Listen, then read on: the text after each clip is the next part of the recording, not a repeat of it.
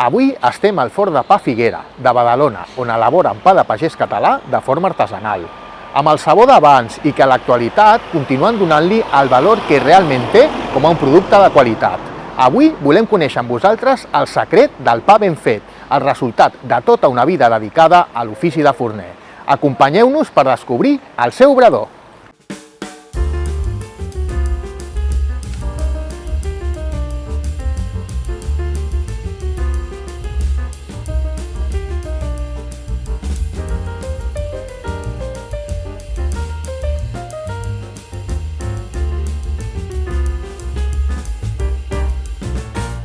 Avui estem a Badalona amb en Antoni Figuera, responsable del Forn de Pa Figuera.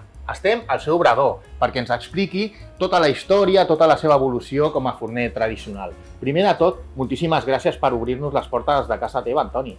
Tinc de dir que les gràcies a vosaltres per vindre aquí, a la fleca de la meva família, i per donar a conèixer molt més el que és l'IGP del pa de pagès català. I Forn de Pa Figuera, una fleca amb molta història. Explica'ns els vostres orígens, com va néixer tota la fleca en si? Doncs mira, la fleca va començar, que aviat farem 100 anys, va ser del 1928, queda anar i menys per fer els 100 anys. No jo em conservo millor, no? Però tinc de la família, la fleca va començar el meu avi, que era mosso d'aquí, estava treballant, va comprar la fleca, i llavors va anar passant de generació en generació, per ser del meu avi, el meu pare, a mi, i ara, casualment, els meus fills, a veure si poden seguir continuant, l'estem passant bastant malament, poden seguir la quarta generació aquí a Badalona i algunes botigues que tinc per altres postos d'aquí, de Badalona, Sant Adrià i Santa Coloma. I tu com a forner, el teu ofici, què és el que més t'agrada? Doncs mira, què m'agrada? És que al fer pa, al crear una cosa, que dius que agafes un blat, agafes unes coses, i llavors crees un producte en el qual la gent disfruta a la taula, doncs és un gran què. O sigui, a part de negoci, també el que busques és tindre un producte que la gent tingui un ple de menjar-lo en una taula de casa seva. I un dels vostres productes estrella és el pa de pagès català amb IGP, que el tenim aquí. Ja el podeu veure. Bueno, espectacular. Antoni, explica'ns com feu vosaltres el pa de pagès català. Mira, fàcil, el pa de pagès català el fem un dia que pastem, deixem-lo fermentar més de 6 hores i llavors el coem el dia següent en forn de sola, que és com marca el plec de condicions. Com mínim, que es pot fer de diferents maneres, però com mínim i amb farines, farines de qualitat, que per alguna cosa dintre l'IGP estem amb un certificat en el qual ens certifica que nosaltres el producte que portem és fet amb farines bé, amb masses mares i amb producte natural en si. Tot productes de qualitat i cuit en forn... En forn de sola. Explica'ns una mica què és el forn de sola, quines particularitats li donen al pa de pagès català amb IGP.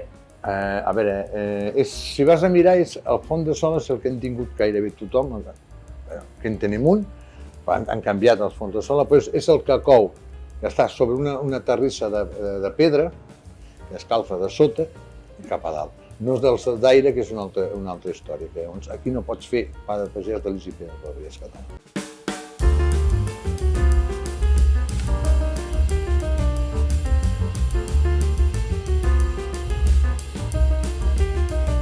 I un altre ingredient molt important és la massa mare.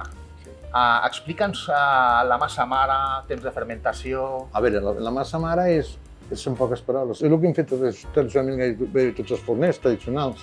És una massa que teníem i llavors l'anem recuperant i l'anem tirant a cada pastada, perquè ens entenguem.